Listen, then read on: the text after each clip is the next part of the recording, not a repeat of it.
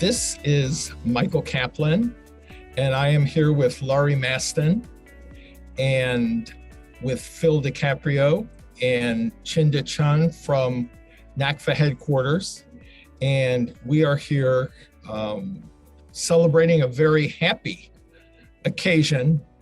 And we are going to be presenting the 2022 Thomas R. Porter Lifetime Achievement Award.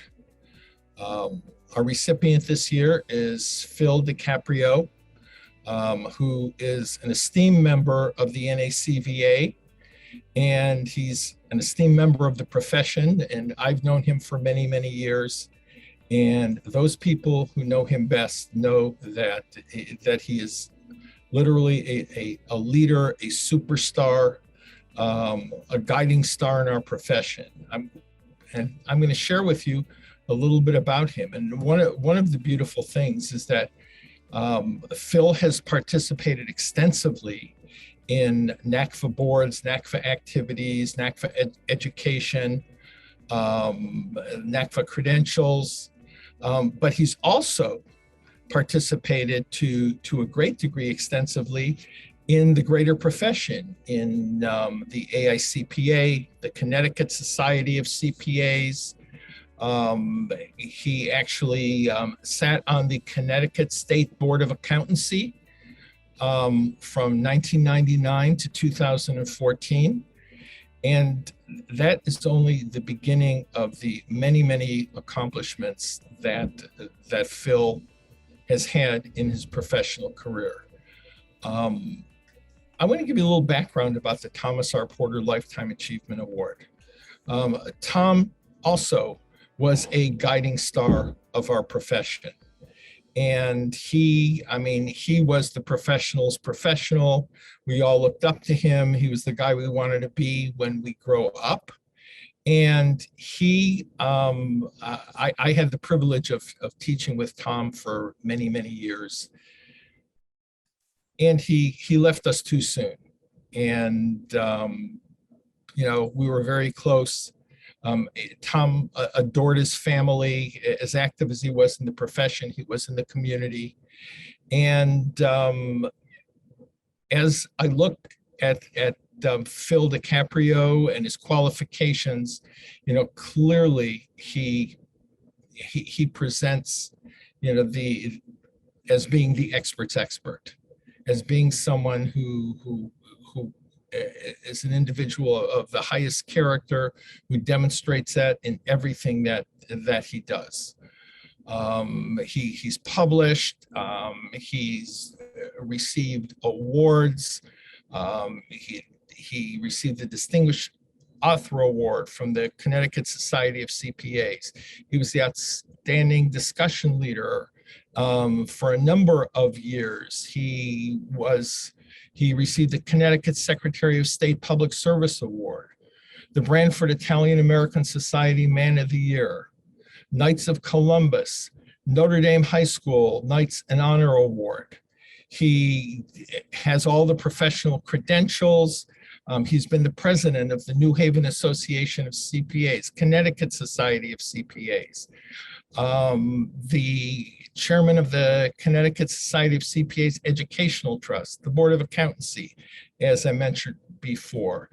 And out in the community, it's not only the professional end of it, but the personal end of it, and giving back to the community. He is has been a board member of the Columbus House Homeless Shelter Program. He's been a member of a number of civic organizations. He's been involved in fundraising and coaching and advising at various schools. And I can go on and on and on and on. And it is certainly a privilege to be here as part of the award presentation to a very, very deserving candidate. Laurie. Yes, I want to just add one thing, is that you actually shared a lot of why Phil kind of rose to the top of all the candidates to be the recipient of this award. But one little informational piece that you left out was that his service to the profession started in 1970, going back that far when he first sat on committees for his state society of CPAs. And so I think when service comes to mind, I do think that longevity and commitment to service is important, and thinking that his initial, that's not his initial foray into our profession at all, but that's when he started volunteering, and 52 years of volunteerism to the profession is incredible. Now, Phil, when we were interviewing you, you told us a couple of stories, and I would love for you to share those with our membership. One of them was some advice that your father had given you. Would you be okay to share that with us? Yes, I would be proud to. And I hope there are a number of younger professionals in the audience, because I'd like to share with them what my father told me. And it was the night that he passed away. And my last visit with him, I was a young college student, and he asked me how things were going. And I said, the work is very hard. I have a lot of work to do. And he said to me, well, that's good. And you have to work hard. But he said, you also have to give back something, give back to the community, and give back something to the people you work with. And he told me three things. He said, get involved, make a difference, and leave it better than you found it. And that was like the trigger. And after that, I was never able to say no. And after 57 years in this profession, 25 of which are in the valuation, forensic, and litigation support arena, I suddenly find myself being honored by NACVA with an award that I never dreamed I'd ever get. So again, I'd like to talk to the young people in our profession, because your time is valuable. I understand that, and you need some personal time, but you do have to give something back. And I can't emphasize enough how rewarding that is. It was work, but you went home at night with a wonderful feeling in your heart that you did make a difference. No matter how small or big it is, people understand and people will gravitate toward you. So it'll not only help you spiritually, but it definitely will help your career if that's something you're looking to do. Now, I hope everybody takes a moment to take that in, because that's great advice that we might have all heard in somewhat a different form, or one or two pieces, but all three of them put together really kind of help frame it out. One other question I want to ask you too is, and I believe you shared this with us as well, but you knew Tom Porter. Is that correct? I've been to several NACVA annual meetings, and I did meet him with Michael, and it was an honor for me to meet him. I never worked with him, but listening to Michael talk about him and then finally meeting him at an ACFA conference was quite an event for me. One of the things that that I know that my takeaway from knowing Tom, and one of the big lessons just as an expert witness that has helped me in my own career, was to learn how to speak in plain English, straightforward language. Does that ring any bells or resonate with you at all? Absolutely. I think, especially in a courtroom, and about 35 years ago, I was at a seminar with an expert witness from Texas. And he said to me, a lot of CPAs go to court and they don't want to appear stupid. So they start using jargon and they start trying to appear to be much smarter than they are. And don't forget, you're talking to laymen. They don't understand the technical issues that we deal with. So he told me three things. He said, wear a blue suit, wear a white shirt and a conservative tie. And he said, you're the symbol of authority. All police wear blue uniforms. That's an authoritative color. He said, but don't talk down to people. Let people understand what you did, what you're doing, and what your opinion is. And there was one case I worked on, and it was a divorce case with a valuation of 3 separate businesses. And I represented the business owner, and the non-property spouse brought in an expert from another state for what I understood was a fee that was about 5 times what I charged. And he expounded upon what he did, and he came up with a number that was 10 times higher than my number. So the attorney that hired me panicked, and she said, I don't know what to do. I don't know. What are you going to say when you get to court? And I said, just ask me one question. And she said, what do you mean? I said, ask me one question and I'll take it from there. She said, what should I ask you? I said, ask me how to do a business valuation. And she did. I looked at the judge and I said, these are the principles and standards by which we do our work. And I expounded upon those in plain language. Then I stopped and I said, here's how I applied those standards to this case. 1, 2, 3. Opposing counsel got up and could not cross-examine me. There were no questions. And, we ultimately won that case. I couldn't help but think about this old timer 35 years ago telling me not to be arrogant, just to be a teacher and to let people understand what we do.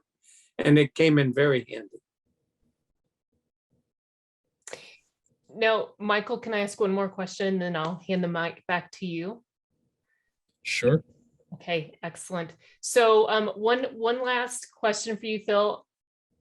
What are your thoughts about the mentor that you had? I think one of the things in our profession that all of us recognize is that the art side of what we do is something that we must learn and practice like journeymen.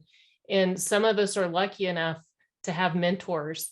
I had one for a brief amount of time. I would have loved to have had that time a little bit longer, but I had to basically learn what I know right now by the School of Hard Knocks. Can you tell us a little bit about your mentor? The first CPA firm I worked for, which I started in the accounting profession in 1964. I was still a student, but I was fortunate enough to get a job at a CPA firm. And every day when my classes ended, that's where I went. And there was a junior partner at that firm, but a very wise and polished person he was. And one of the first things he told me was, if you're afraid of making a mistake, get out of this profession. Because he knew how nervous I was, that I wanted to do my job right. And it just grew from there. He let me know in no uncertain terms that it's a people business and that I had to gain people's confidence and make them comfortable and let them know that I was comfortable in what I was doing for them, that I had the ability to do it, and that if I didn't know how to do it, I sure as heck would find out. And that served me very well for the 4 or 5 years that I worked at that firm, and later on at other firms I worked at. And then later in my career, when I got involved with NACVA and we were running a lot of state chapter meetings, he showed up at a meeting. And here he was in his 80s, and he wanted to learn new things from me. And, it was like starting my career all over again. So I hope that the young people in our audience are able to have somebody like that in their life, It sounds like you did, and I know it's all the years of study in college, no matter how much you learn, you need somebody like that to set you off on the right foot. Absolutely. That's fantastic. Michael, back to you. Well, you've shared quite a bit, Phil, with us and with the members of the NACVA. And are there any defining moments of your career that you would like to share with us? I think in my professional career, becoming the president of the Connecticut CPA Society was one of the bright spots. And when in the old days, I'll use that term, the annual meeting of the Connecticut CPA Society was a very big deal. There were 500 or 600 members in attendance, and the incoming president would give a speech, and the outgoing president would turn the gavel over to the incoming president. And I was able to talk about many of the things that I talked about today. And after the meeting was over and after my speech was over, there was a line of people that wanted to talk to me. And I think that was the moment at which I thought I did something good in this profession and that people could respect and honor me. But it pales in significance to this honor that you folks on a national level have achieved. There are wonderful people in our profession, and many people have done even more than I've done in my career. So to be honored by you folks and receiving this award, it's a blessing I'll never forget. Thank you very much. And thank you for all that you've done for the NACVA, for the community. And it is an honor and a privilege to present you with the 2022 Thomas R. Porter Lifetime Achievement Award. Congratulations. Thank you very much, Larry. Congratulations. Thank you, Michael.